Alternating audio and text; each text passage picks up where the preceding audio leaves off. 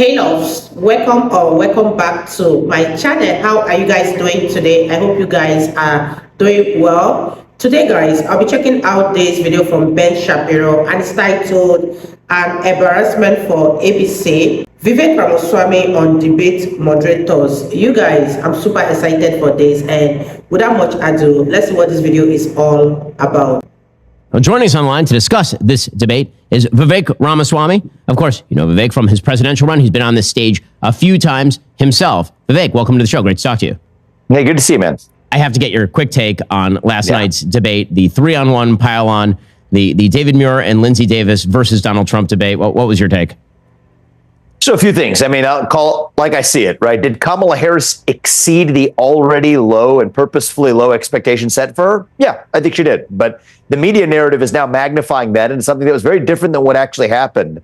I thought Donald Trump's best moment, the best moment for either candidate on substance last night, I actually think, was Donald Trump being able to inform a lot of independent voters and a lot of undecided voters what his actual position, the Republican Party's actual position is on abortion, on IVF, where they've told the public for a long time, the Harris campaign and the media has embedded this, saying that he would sign a federal ban on abortion.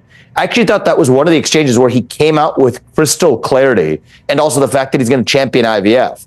I know that seems like one of the smaller topic-focused takeaways from last night, but if you fast forward this 3 weeks, that's one of the most substantive impacts I think it's going to have on the race for an issue that a lot of people do seem to think is a big one for the presidential race at the level of voters.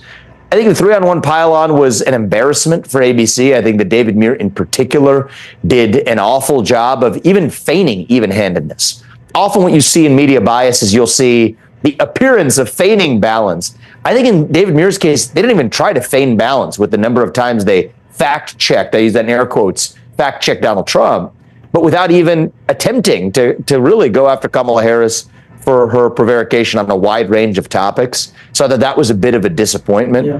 The other thing that I think President Trump, could hit even harder. I think he hit it hard last night, but I hope in any future debates that come up he does, is the question he really nailed in the conclusion, which is, why haven't you done everything that you're now saying you're going to do over the 4 years that you actually held power along with Joe Biden? Mm-hmm. He made a compelling case for that in the closing.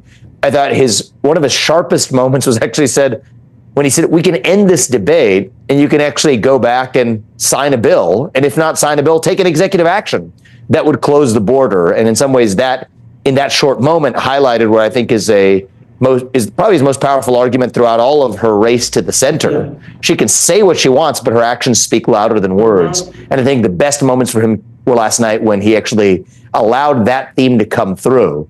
Overall, 2 weeks from now, I don't think this is going to have a major impact on the race. I think it's going to come down to a couple of open issues that haven't been addressed on policy by Kamala Harris. That's my off the press. No, You guys, what are your take on this? I totally agree with Vivek Ramaswamy, because whatever Kamala Harris is promising American people today doesn't really matter, because the question still stands: what has she done for the past 4 years? She has been the vice president of America, and now she is promising the people of America all over again to do what exactly? I love the fact that Donald Trump asked her to take an executive order to close the border if she's really interested in that. But let me know what you guys think about this in the comment section down below, and let's continue watching, you guys. Totally agree, obviously, with all of that. I think that mostly for me and for a lot of people, this felt like a missed opportunity more than anything else, because Kamala Harris has been avoiding questions like the plague. She's going to continue to avoid questions like the plague because she can't answer any of those questions. And it seems to me this race really revolves around Donald Trump establishing about her 3 very basic principles. 1, she's the vice president. She's currently responsible for everything that is happening in the White House. The president is not competent. She's the vice president. She owns all of this. 2, she's a far leftist. She herself has said her values have not changed. So even if she's pretending that her actual policies have changed, her values have not, she's admitted as much. And 3, she's an incompetent, and she's always been an incompetent. And I don't think that he actually was able to really establish any of those things on the stage last night. I think he planted seeds. The problem was that there was so much going on. He was so distracted, I think, by many of the attacks that she was leveling against him, against his rallies, that it just felt discombobulated. And what we really needed was something that was a lot more focused. And I'm hoping that there are 2 months to go. It's still a long time. That this campaign gets a lot more focused on those issues and just sticks to those issues and pummels her on those.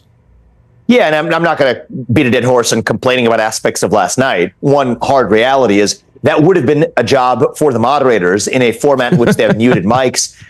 Donald Trump, I think, did try at several points in time to address questions to Kamala Harris, but that wasn't the level or the type of format that had been negotiated. And when the moderators completely abdicated that responsibility, I think it was a missed opportunity for voters, is what I would say, to see a lot of those holes in Kamala Harris's policy positions.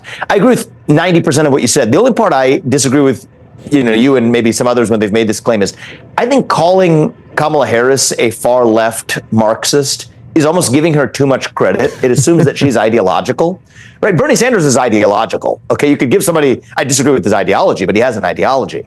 I don't think Kamala Harris particularly has an ideology. I think what's closer to the flame is the idea that she's just another cog in the system. You've said Biden was before, a it's cog totally in the right, system. by the way. It's totally right. I mean, they're slapping a new coat of paint on part this of the ugly machine. jalopy. Yep. Yeah. So anyway, that's my perspective on, as we wrap up the debate from last night.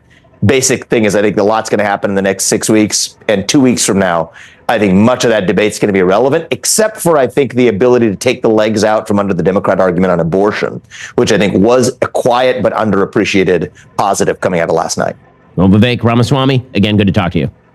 Thank you. Are you tired of the lies and the twists of the mainstream media talking points? Yeah, me too. Join me in my newest series, Fact, where I dismantle and bring truth to this tiring mainstream agenda.